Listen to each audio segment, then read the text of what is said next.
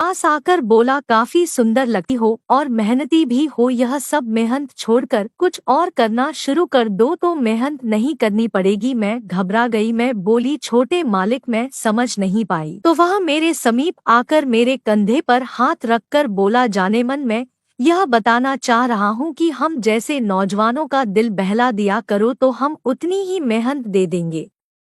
खेतों में काम करने की क्या जरूरत है। मेरी नजरें नीचे झुक गई, मैं उनसे कुछ नहीं बोल पाई। प्रधान का लड़का मेरे दोनों कंधे पे हाथ रख दिया और मुझे वहीं पर पड़ी चारपाई पर बैठा दिया और खुद बाजू में आकर बैठ गया। वह मुझसे बातें भी कर रहा था और उसके हाथ मेरे शरीर पर किसी खंजर की तरह चल रहा था। मुझे अजीब सा लग रहा था और कुछ गुदगुदी भी हो रही थी। मैं आज तक किसी मर्द के साथ रूबरू नहीं हुई थी, इसलिए कुछ अजीब अजीब लग रहा था। अचानक प्रधान का लड़का बोला, पैसा चाहिए तो मुझे खुश करना पड़ेगा, देख लो वरना मैं अगले महीने दे दूंगा। मैं सोची कि पैसे की जरूरत है, अगर नहीं मिले तो राशन नहीं मिल पाएगा। तो मैं उसको सर हिलाते हुए हाँ बोल दी। वह मुस्कुराया और मेरी दूसरे कंधे पे हाथ रख दिया। मैंने एक पुरानी शर्ट पहन रखी थी तो वह अपने हाथों से ही बटन खोल दिया। अब मेरी गुब्बारा उसको साफ साफ दिखाई देने लगा, जिसे वह ऐसे चाटने लगा जैसे कोई बिल्ली दूध को पाकर चाटने लगती है। मुझे बड़ा मजा आ रहा था कि मानो मैं स्वर्ग में घूम रही हूँ, पर दिल भी घबरा रहा था, कहीं प्रधान जी आ गए तो पैसे के पैसे नहीं मिलेंगे और मार भी पड़ेगी। अब मेरी आंखें बंद होने लगी। उसके शरीर के टकराव से मेरे रोम रोम खड़े हो रहे थे, जैसे सिग्नल पर भिखारी भीख मांगने के लिए खड़े हो जाते हैं।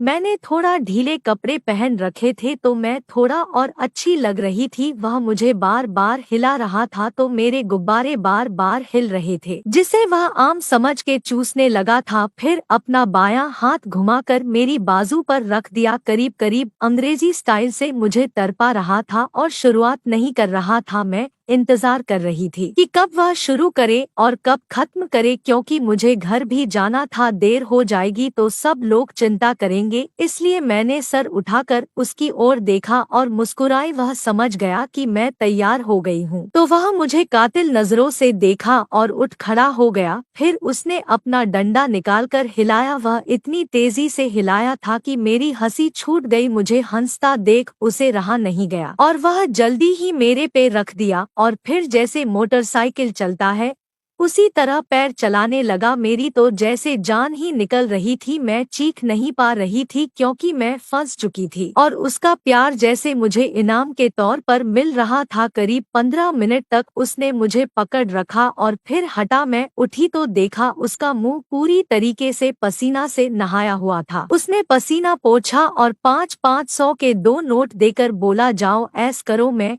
1000 लेकर निकल गई। मैं रास्ते में यही सोच रही थी कि इस पैसे में कितना दम है कि उसने अपने पास बुला लिया। इस पैसे की वजह से आज मैं वह सब कर गई जो मुझे नहीं करना था, लेकिन मन में एक अलग तरह की खुशी भी थी कि चलो कोई तो है जो मेरी इस जवानी का प्यास को खत्म कर दिया। इस तरह प्रधान का लड़का जब भी मुझसे मिलने खेतों में आता तो अजीब अजीब तरह से प्यार करता और मुझे हमेशा 500 के नोट दिया करता। मैं पैसा लेकर खुश हो जाती और वह मुझसे प्यार करके खुश हो जाता। तो दोस्तों, यह कहानी अगर आपको अच्छी लगी तो कमेंट करिए।